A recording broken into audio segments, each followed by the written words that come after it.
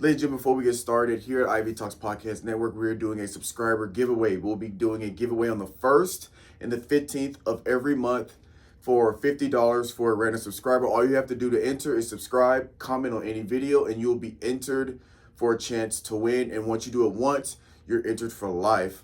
And it's going to be on the 1st, 15th of every month. A random subscriber will be chosen to win $50. As you grow, that money will go up. So go ahead, subscribe, comment to enter. Enjoy the show. Oh, whoops, wrong thing. Ladies and gentlemen, God damn it. we're lit. All And right we are now. live. We're back and we are better for another episode of the WNBA coverage. Like usual, first of all, if you're a recurring watcher, we appreciate you guys for watching and staying tuned in and updated with the WNBA. If you're new, welcome. The first thing we're going to do is we're going to start off with the standings, the conference standings. Then we're going to go statistical leaders, then go over the overall standings into some different achievements, some player performances, and then Diesel's going to kick us off with kind of just the overall viewpoint or the macro view of the league. All right. Wait, I had it. Okay. In the East, we got New York Liberty at number 1, Atlanta Dream at 2, Indiana Fever at 3, Washington Mystics at 4, Chicago Skies at 5, Connecticut Suns at 6. In the West, we got Minnesota Lynx at 1, Phoenix Mercury at 2, Seattle Storm at 3, Las Vegas Aces at 4, Golden State at 5, Golden State Valkyries at 5, LA Sparks at 6, and the Dallas Wings are at 7. Statistical leaders, points per game. Nafisa Collier for the Minnesota Lynx at 23.5. Rebounds per game, Angel Reese, Chicago Sky, 12.6. Assists per game, Thomas at 9.4. We have steals per game, Gabby Williams at 2.5. Blocks per game, Aja Wilson, 2.4. Field goal percentage, oh my gosh, Dakiria, Derica. How do you say it? I'm bullshitting. It's Derica. All right. That's how I've always said it. I always butcher her name. Hamby, and I'm like a huge fan too. I'm bullshitting. Hamby, 56.2% from the field. We have Fibich, a 3-point percentage at 49.1, so still shooting close to that 50%. Free throw percentage, Caleb McBride at 94.9%. Minutes per game, Alicia Gray at 35.6. Turnovers, Angel Reese at 4.0. So getting to our overall standings, we have Minnesota Lynx at number 1. They've been pretty much number 1 all season. New York Liberty keeping their spot at number 2. They were 3rd and they moved up. Last episode, we talked how they moved up 1 to beat out Phoenix Mercury for the number 2 spot.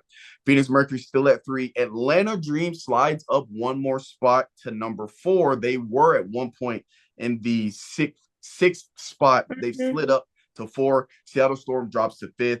Indiana Fever still there at 6. And very interesting, so I'm sure we'll talk about this later when we hand over to Coach Diesel.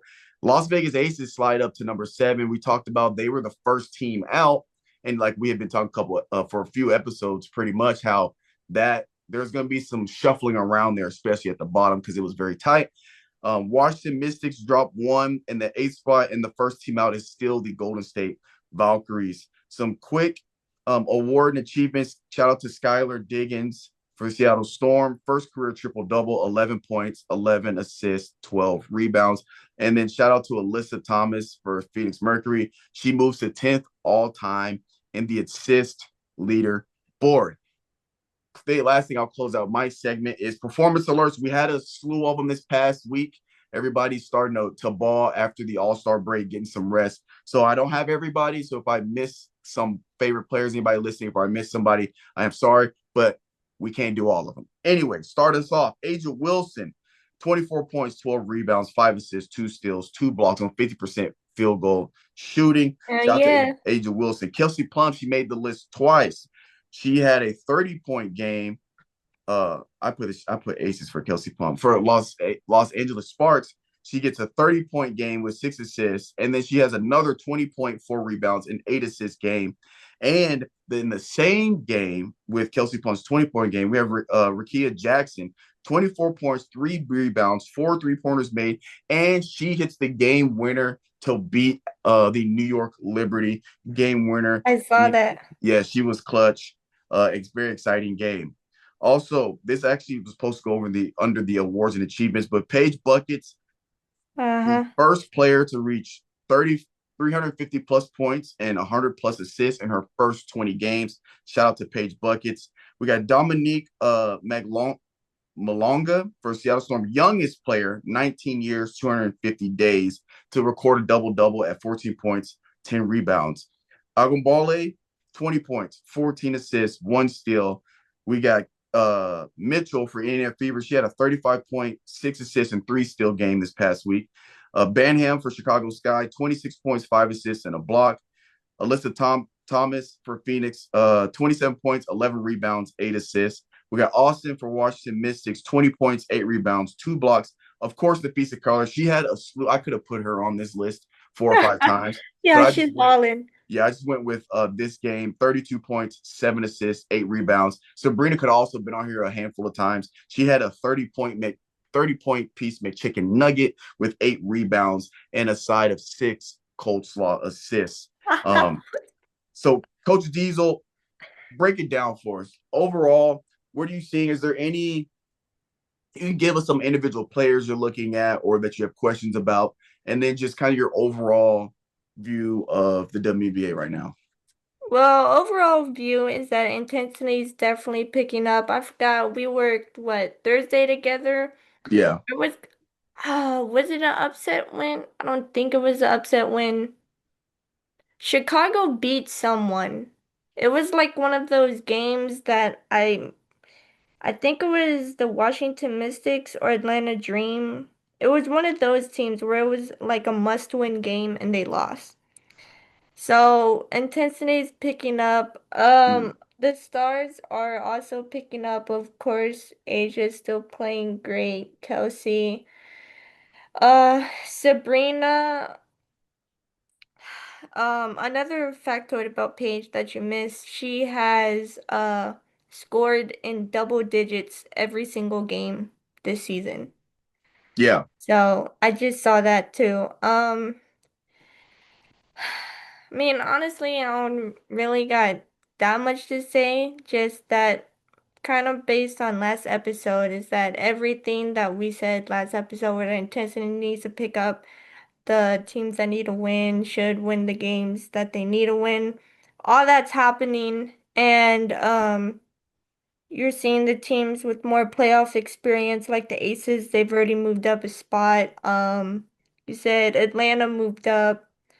Yeah. Indiana's still kind of in that place, 6 spots. So, uh, I don't know.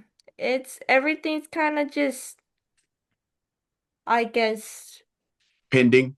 yeah. Yeah. Like Because I we're, feel like yeah. it'll be more.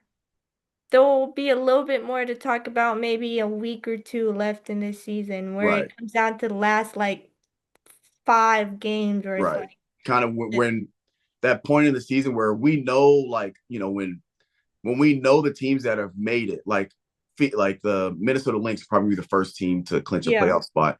It'd be that time in the season where the top 3 spots have been secured, but then there's like, because it's such a tight race in terms of the win loss, that we won't know who's gonna make it. It'll come down to those, like one of those graphics where, like, for Golden State, let's assume they're still the first team out. It'd be like Mhm. Golden State Valkyrie have to win these next 3 games, and then this team has to lose to them, and then this team that needs to lose to them, and then Yeah, it's it'd be like like, one of those chess pieces. Like, everything has to fall into yeah, place. that's when it, it'll get like you can't mess up in Yeah. those type of games where, but I mean, right now everything is just kind of like you said, pending. The Stars are playing well. The teams who are at the bottom, obviously, still playing hard, but they would literally have to go perfect the rest of the season, and every Yeah. team that they need to lose will have to lose every game.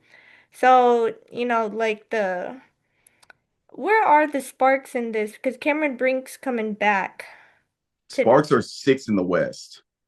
overall No, things in the West. Actually, let me see. I do have the entire overall. So the Sparks are 10th overall. overall. Now, I will say the Sparks are right behind Golden State. So Golden Okay. State's first team out, they have a Golden State's 11-13. Sparks are 11-14. So Yeah, I win just wise, saw the yeah, overall. win wise, the Sparks have the same amount of wins. Golden State, they just have one extra loss. And between Golden State and the Los Angeles, they're only one game behind that eighth spot. So Sparks have kind of quietly creeped back into the picture because Mm-hmm. if they win 2 or 3 games straight, they could end up in that eighth spot, assuming Washington and Golden State lose one out of the next three, kind of thing, where it's Yeah, still close because at the I bottom. know we talked about last episode that 5 through 8, there's like a 2 game difference or like 1 game Yeah, difference. So, yeah, I feel like at least personally for me, I gotta wait maybe another week and a half or so. And that's when things will, like you talk about the graphic, well, they have to win this game, and then so and so has to lose these next 2 games in order for yeah, them to move up the spot.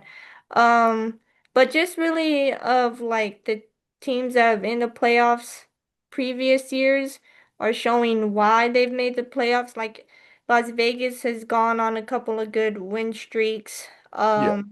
Atlanta's moved up 1 spot. It may not seem big to most people, but when only top 8 can make it, it's a big thing.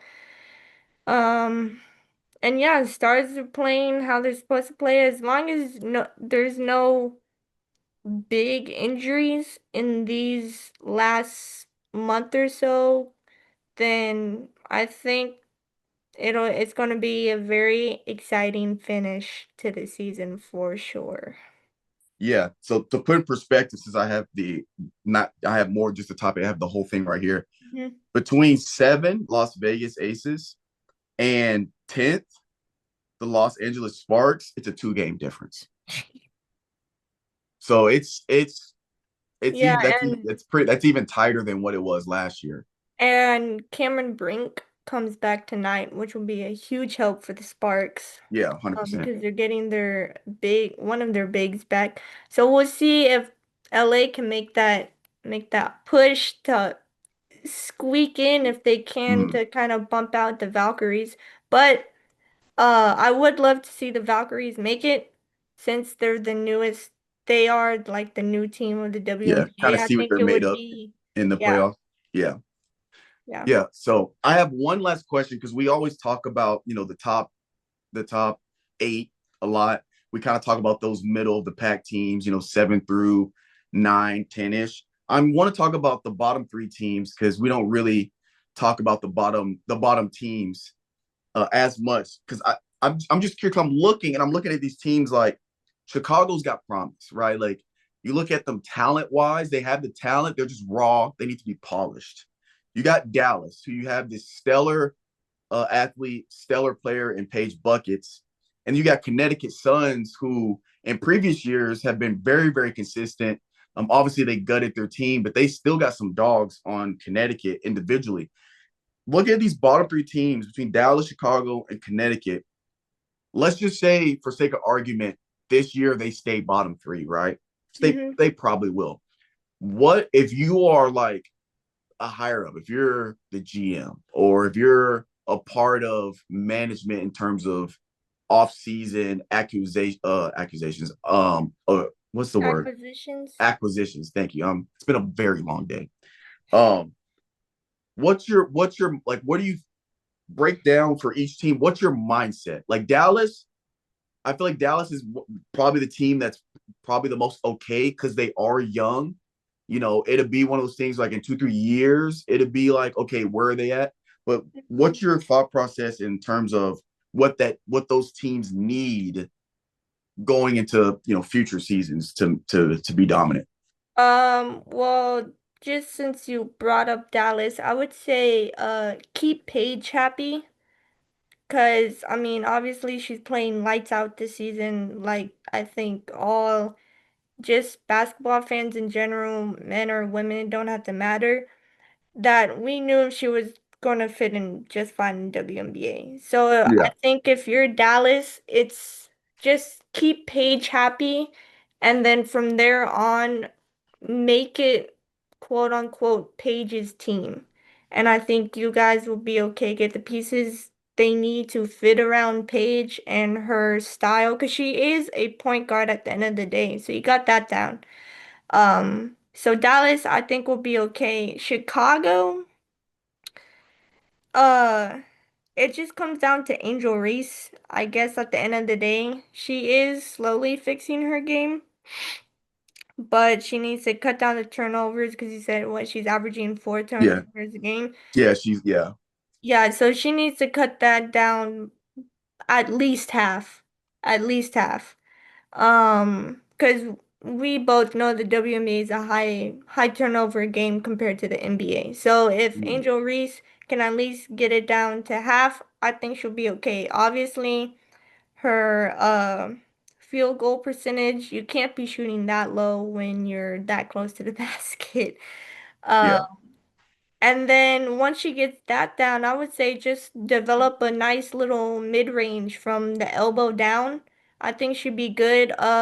Their point guard is driving me crazy. Her name's on the tip of my tongue. let me She see. played for A&M.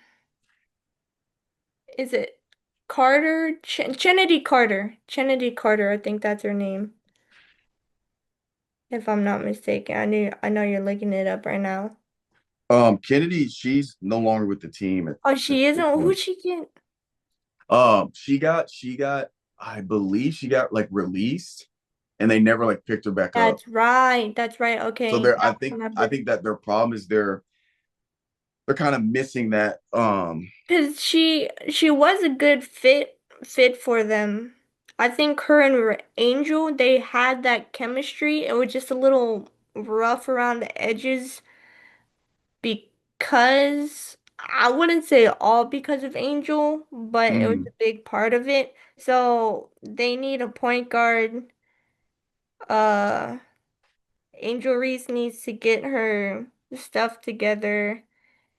And then Connecticut, phew, honestly, I've never really been a fan of Connecticut and never have really followed them, even Mhm. though I've watched the WNBA. So I don't know. I'll put that on you. Like, what do you think Connecticut needs to do? Because I know they did gut their team. So, but I mean, what do you think Connecticut needs to do? So they go to their team. They're basically in a rebuild. They have Tina Charles. Tina Hmm. Charles is like the dog. She's obviously one of the greatest all time. She's top 10 all time scoring. But they need to pair. They, I think what they need to do is, especially in this upcoming draft, they're probably going to have a very high pick. They need to find their next because Tina Charles she's up there in age, right? Yeah. You're not going to bank on your franchise for the future with Tina Charles. I'm talking about like 10 years down the road. So I think with Tina Charles, you need to pair her with a young, dynamic player. Like if Tina Charles had a Paige Buckets, or could potentially be Tina Charles and Juju Watkins next year, Yeah. that type of thing. I think once you get your two stars, then you surround them with D3 and D defensive players, and then your occasional playmaker off the bench. I think for Yeah, Connecticut, it's just like a good six man. a good six man and getting your young superstar. I think that's what Connecticut needs because they're essentially just in a rebuild, and it's like it's obviously not working out. But you have individually with Tina Charles, you have like you got your player and for this year in terms of just going out and where is it at? Oh my gosh. Yeah, going out and She's she's having a little trouble efficiently, but I think it's just because of the load. Like her usage is almost 30%, yeah, which is that's a high lot. considering everybody on the roster. That's pretty high usage. So if you can get some of that off of her, some of that pressure off of her with a dynamic young talent superstar, I think Connecticut can then build. So we're talking a 4 to 5 year thing. And there's no guarantee Tina Charles is going to be in the Gonna league in stay, yeah, right in 5 years. So 4 or 5 years. you need to at least get your player. Like Fever has their player, Chicago has their player. Um, uh, obviously, like, you look at all these teams that are doing successful, they have their player and Mhm. one. Like, you got Aja Wilson and Chelsea Gray. You got Sabrina Ionescu and Brianna Stewart. You got I'm just trying to think of other. You got Caitlin Clark. Nafisha and Who'd you I say? can't. Nafisha Collier and but yeah, Caitlin Clark and Aaliyah Aaliyah Boston. Boston. Yeah, and all Yeah, them like stuff. you can go that you got Kelsey Plum, and Hamby and Rikia And Jackson Brink. and Brink when she comes back. So like really LA in like 2 or 3 years could be a problem. So yeah, Yeah. that's what I think Connecticut is. Just they gotta find their next franchise player and then ride with them like Dallas is gonna do. Like you look at the success the Las Vegas Aces did. They got Mhm. their Age Wilson, and then they got Kelsey Plum, right? Or I believe Kelsey Plum was their first. Yeah, Kelsey, no. Regardless, Kelsey Plum, they were really close. about the same They time. were, yeah. But you get what I'm saying. They got their both of their the Age Wilson and the Kelsey Plumlee. And it worked out for them back to back, things like that. Hmm. So that's what I think Connecticut is gonna needs to focus on. But we're talking that's Years. years down the road. I don't think it's Yeah. gonna be like a immediate kind of flip the script and end up having such a great year next year. If they might, but they've only let me bring it up. They've only won 4 games this year. So, you know, Yeah. they're gonna have to they're gonna not gut, but they're gonna have to change the roster drastically again next year if they want to be successful, especially competing with these monsters with Yeah, and then you Minnesota and all that. gotta um isn't the Canadian team coming in next year too? Next season? Is that the I think so. So, I mean, if they do it the same way they did it with the Valkyries, where teams or where they can pick players from From other other teams, teams. then it might just continue to be like a They might be stuck in this cycle. cycle Yeah. because then the year after that, more teams come. So yeah, it's gonna be interesting to see how that works. It's gonna be Yep. interesting. But that is all we have, ladies and gentlemen, for this episode of the WNBA coverage. We appreciate you guys for watching, and we'll catch you guys next week.